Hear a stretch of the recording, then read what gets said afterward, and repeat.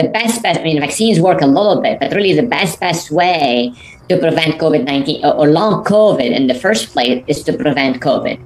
I'm going to say this again. The best way to prevent long COVID, which is a deleterious disease, is actually to prevent COVID in the first place.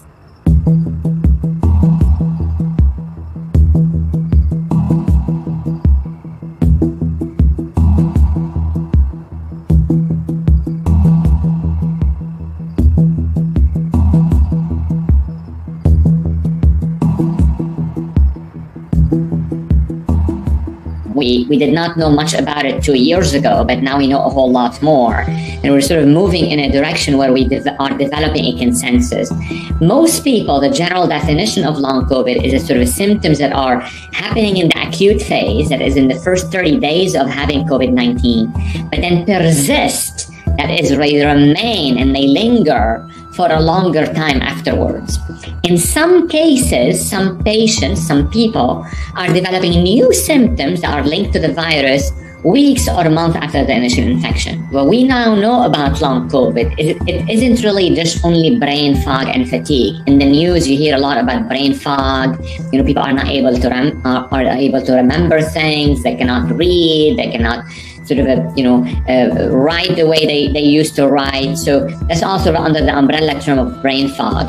So long COVID is not only that, and fatigue, but it can also affect nearly every organ system. It can affect the heart, it can affect the brain, it can affect the liver, it can affect the kidneys, it can lead to diabetes. And so really it's a truly multifaceted disease. Long COVID is not one thing, is absolutely not one thing.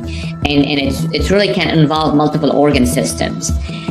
We are researching long COVID very, very, very intensely and hoping to discover treatment for long COVID. But as it stands today in the United States, there is no treatment for conditions of long COVID.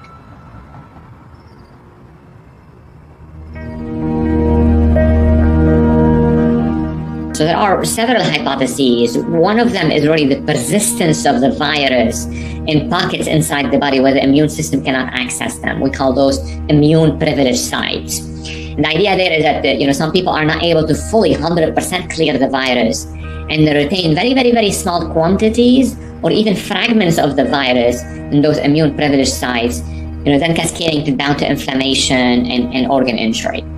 Hypothesis number 2 suggests the idea of autoimmunity, that the immune system, in its way of fighting the virus, then goes, in a dysfunctional state and start attacking cells that sort of start attacking, the own body.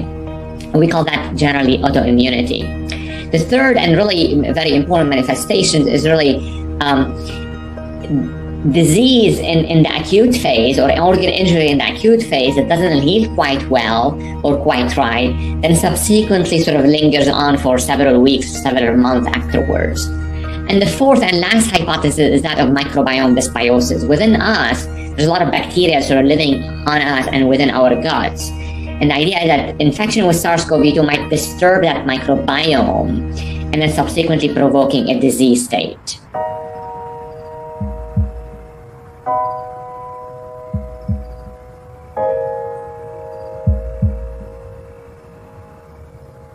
It is not a very good number. We were disappointed. We were hoping to see much bigger reduction of risk subsequent to vaccination. But the research shows that it's only 15%. That's not zero, but 15%, 15% isn't really a whole lot.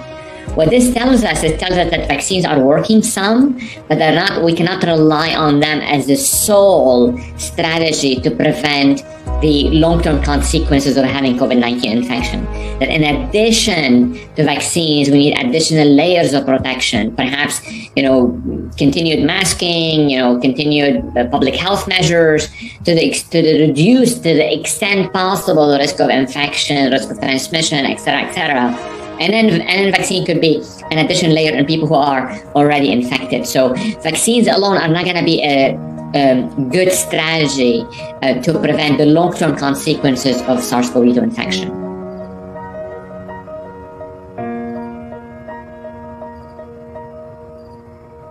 In the US, there are millions of people with long COVID. So this is really the pandemic after the pandemic. This is really, a health crisis of a really huge scale, of a colossal scale. And we think it's really quite important to pay attention to it sooner than later. And I think what the challenges of long COVID are that, some of the manifestations are really chronic disease states, like kidney disease, heart disease, diabetes, brain disorders. And some of those manifestations are really chronic disease states that will last with people for a lifetime. I think we really need to do a whole lot more research and quickly and rapidly and urgently to really understand long COVID, understand the full impact of long COVID, and also trial or test as many therapeutics as possible to understand which ones work, which treatments work, which treatments do not work. We won't be able to know until we test those therapeutics. We need to trial them or test them on a massive scale to really understand which ones really work and which ones don't really work.